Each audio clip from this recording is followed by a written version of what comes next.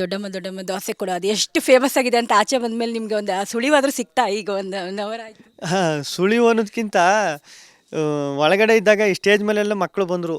ಸುದೀಪಣ್ಣ ಇದ್ದಾಗ ಸ್ಟೇಜ್ ಮೇಲೆಲ್ಲ ಗಿಲಿ ಜೂನಿಯರ್ಸ್ ಮಕ್ಕಳೆಲ್ಲ ಬಂದಾಗ ಗಿಲ್ಲಿ ಸಾಂಗ್ ಆಡ್ತಾನೆ, ಅದು ಆಡ್ತೀನಿ ಅಂದ್ಬಿಟ್ಟು ಆಡ್ತಾಯಿದ್ರು. ಅವಾಗ ಮುಂಚೆ ಫ್ಯಾಮಿಲಿ ರೌಂಡಲ್ಲಿ ಇದ್ದಾಗ ಈ ನಮ್ಮ ಅಶ್ವಿನಿ ಮೇಡಮ್ ಅವರಲ್ಲ, ಅವ್ರ ಅಮ್ಮನೂ ಬಂದು ನನಗೆ ಅದು ನಕ್ಕಿ ನಕ್ಕಿ ಸಾಕಾಯಿತು ನಾನು ಅದೆಲ್ಲ ಕೇಳ್ಬಿಟ್ಟು ಅಂತೆಲ್ಲ ಮಾತಾಡ್ತಾಯಿದ್ರು ಅವರು ಫ್ಯಾಮಿಲಿ ರೌಂಡಲ್ಲೆಲ್ಲ.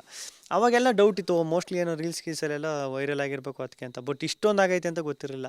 ಅದು ಏನು ನಾನೇನು ಬರೆದು ಕ್ರಿಯೇಟಿವ್ ಆಗಿ ಏನೋ ಲಿರಿಕ್ಸ್ ನಾನೇ ಬರೆದ್ಬಿಟ್ಟು ಆಡಿದ್ದಿಲ್ಲ.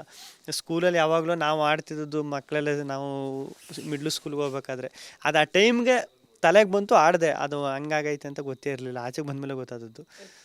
ಈ ದೊಡ್ಡಮ್ಮ ದೊಡ್ಡಮ್ಮ ದೋಸೆ ಕೊಡು ಅದು ಎಷ್ಟು ಫೇಮಸ್ ಆಗಿದೆ ಅಂತ ಆಚೆ ಬಂದ್ಮೇಲೆ ನಿಮ್ಗೆ ಒಂದು ಸುಳಿವಾದ್ರೂ ಸಿಗ್ತಾ ಈಗ ಒಂದು 1 ಅವರ್ ಆಯ್ತು. ಹಾಂ, ಸುಳಿವು ಅನ್ನೋದಕ್ಕಿಂತ ಒಳಗಡೆ ಇದ್ದಾಗ ಈ ಸ್ಟೇಜ್ ಮೇಲೆಲ್ಲ ಮಕ್ಕಳು ಬಂದರು.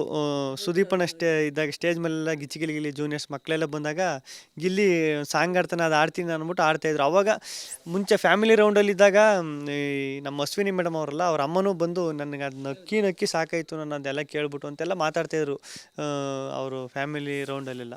ಅವಾಗೆಲ್ಲ ಡೌಟ್ ಇತ್ತು, ಮೋಸ್ಟ್ಲಿ ಏನೋ ರೀಲ್ಸ್ ಗೀಲ್ಸಲ್ಲೆಲ್ಲ ವೈರಲ್ ಆಗಿರಬೇಕು ಅದಕ್ಕೆ ಅಂತ. ಬಟ್ ಇಷ್ಟೊಂದು ಆಗೈತೆ ಅಂತ ಗೊತ್ತಿರಲಿಲ್ಲ. ಅದು ಏನು ನಾನೇನು ಬರೆದು ಕ್ರಿಯೇಟಿವ್ ಆಗಿ ಏನೋ ಲಿರಿಕ್ಸ್ ನಾನೇ ಬರೆದ್ಬಿಟ್ಟು ಆಡಿದ್ದಿಲ್ಲ. ಸ್ಕೂಲಲ್ಲಿ ಯಾವಾಗಲೂ ನಾವು ಆಡ್ತಿದ್ದದ್ದು ಮಕ್ಕಳೆಲ್ಲ ನಾವು ಮಿಡ್ಲ್ ಸ್ಕೂಲ್ಗೆ ಹೋಗ್ಬೇಕಾದ್ರೆ ಅದು ಆ ಟೈಮ್ಗೆ ತಲೆಗೆ ಬಂತು, ಆಡಿದೆ. ಅದು ಹಂಗಾಗೈತೆ ಅಂತ ಗೊತ್ತೇ ಇರಲಿಲ್ಲ, ಆಚೆಗೆ ಬಂದಮೇಲೆ ಗೊತ್ತಾದದ್ದು.